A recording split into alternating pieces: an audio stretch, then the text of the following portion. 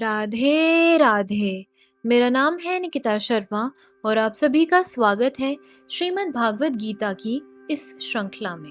पिछले श्लोकों में हमने समझा कि न तो सूर्य, न ही चंद्रमा और न ही अग्नि मेरे सर्वोच्च लोक को प्रकाशित कर सकते हैं। वहां जाकर फिर कोई पुनः इस भौतिक संसार में लौट कर नहीं आता। चलिए आज बढ़ते हैं अगले श्लोकों की ओर। श्रीमद् भागवत गीता के 15वें अध्याय के 7वें श्लोक में कहा गया है, ममे वांशो जीव लोके जीव भूतः सनातनः मनः षष्ठानीन्द्रियाणि प्रकृतिस्थानि कर्षति।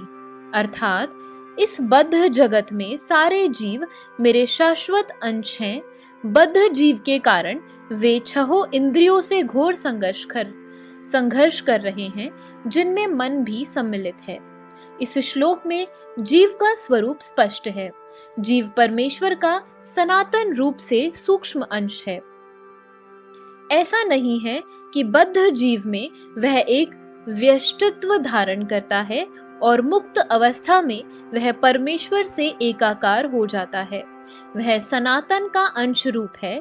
यहाँ पर स्पष्टतः सनातन कहा गया है। वेद वचन के अनुसार परमेश्वर अपने आप को असंख्य रूपों में प्रकट करके विस्तार करते हैं, जिनमें से व्यक्तिगत विस्तार विष्णु तत्व कहलाते हैं और गौण विस्तार जीव कहलाते हैं। दूसरे शब्दों में विष्णु तत्व निजी विस्तार यानी स्वांश है और जीव विभिन्नांश यानी पृथकीकृत अंश है। अपने स्वांश द्वारा वे भगवान राम, नरसिंह देव, विष्णु मूर्ति तथा वैकुंठ लोक के प्रधान देवों के रूप में प्रकट होते हैं।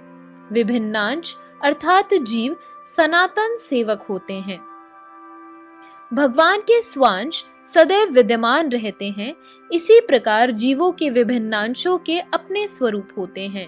परमेश्वर के विभिन्नांश होने के कारण जीवों में भी उनके आंशिक गुण पाए जाते हैं, जिनमें से स्वतंत्रता एक है। प्रत्येक जीव का आत्मा रूप में अपना व्यष्टित्व और सूक्ष्म स्वातंत्र्य होता है। इसी स्वातंत्र्य के दुरुपयोग से जीव बद्ध बनता है और उसके सही उपयोग से वह मुक्त बनता है। दोनों ही अवस्थाओं में वह भगवान के समान ही सनातन होता है। मुक्त अवस्था में वह इस भौतिक अवस्था से मुक्त रहता है और भगवान की दिव्य सेवा में निरत रहता है। बद्ध जीव में प्रकृति के गुणों द्वारा अभिभूत होकर वह भगवान की दिव्य प्रेमा भक्ति को भूल जाता है। फलस्वरूप उसे अपनी स्थिति बनाए रखने के लिए इस संसार में अत्यधिक संघर्ष करना पड़ता है। न केवल मनुष्य तथा कुत्ते बिल्ली जैसे जीव अपितु इस भौतिक जगत के बड़े बड़े नियंता यथा ब्रह्म, शिव तथा विष्णु तक परमेश्वर के अंश हैं। ये सभी सनातन अभिव्यक्तियां हैं, क्षणिक नहीं। कर्षति यानी संघर्ष करना शब्द अत्यंत सार्थक है। बद्ध जीव मानो लौह श्रृंखलाओं से बंधा हो। वह मिथ्या अहंकार से बंधा रहता है और मन मुख्य कारण है जो उसे इस भवसागर की ओर धकेलता है। जब मन सतोगुण में रहता है तो उसके कार्यकलाप अच्छे होते हैं। जब रजोगुण में रहता है तो उसके कार्यकलाप कष्टकारक होते हैं और जब वह तमोगुण में होता है तो वह जीवन की निम्न योनियों में चला जाता है।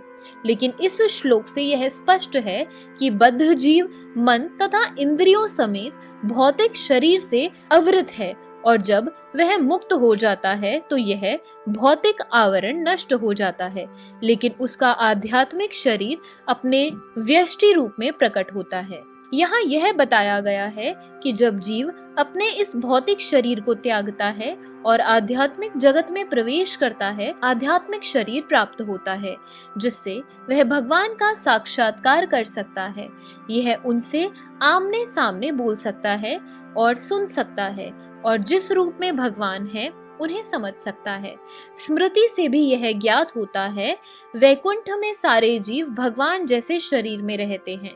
जहाँ तक शारीरिक बनावट का प्रश्न है, अंश रूप जीवों तथा विष्णु मूर्ति के विस्तारों यानी अंशों में कोई अंतर नहीं होता। दूसरे शब्दों में, भगवान की कृपा से मुक्त होने पर जीव को आध्यात्मिक शरीर प्राप्त होता है। ममेवांशः शब्द भी अत्यंत सार्थक है, जिसका अर्थ है भगवान के अंश। भगवान का अंश ऐसा नहीं होता जैसे किसी पदार्थ का टूटा खंड यानी अंश। हम द्वितीय अध्याय में देख चुके हैं कि आत्मा के खंड नहीं किए जा सकते। इस खंड की भौतिक दृष्टि से अनुभूति नहीं हो पाती। यह पदार्थ की भांति नहीं है, जिसे चाहो तो कितने ही खंड कर दो और उन्हें पुनः जोड़ दो। ऐसी विचारधारा यहाँ पर लागू नहीं होती, क्योंकि संस्कृत के सनातन शब्द का प्रयोग हुआ है। विभिन्नांश सनातन है। द्वितीय अभ्यास के प्रारंभ में यह भी कहा गया है कि प्रत्येक व्यक्ति के शरीर में भगवान का अंश विद्यमान है। वह अंश जब शारीरिक संबंध से मुक्त हो जाता है तो आध्यात्मिक आकाश में वैकुंठ लोक में अपना आदि आध्यात्मिक शरीर प्राप्त कर लेता है, जिससे वह भगवान की संगति का लाभ उठाता है। किंतु ऐसा समझा जाता है कि जीव भगवान का अंश होने के कारण गुणात्मक दृष्टि से भगवान के ही समान है, जिस प्रकार स्वर्ग के अंश भी स्वर्ग होते हैं। तो इसी के साथ हमारे आज के श्लोकों की वीडियो समाप्त होती है। अगर आप सभी लोग श्रीमद् भागवत गीता की इस श्रृंखला में हमारे साथ हैं तो हमें अपने विचार कमेंट सेक्शन में जरूर बताएं और इस वीडियो को अपने परिवारजनों और मित्रगणों के साथ जरूर शेयर करें, ताकि उनके जीवन में भी इस सुंदर ज्ञान के आगमन के कारण कोई बदलाव हो सके। तो चलिए अब मिलते हैं अगले श्लोकों के साथ एक नई वीडियो में।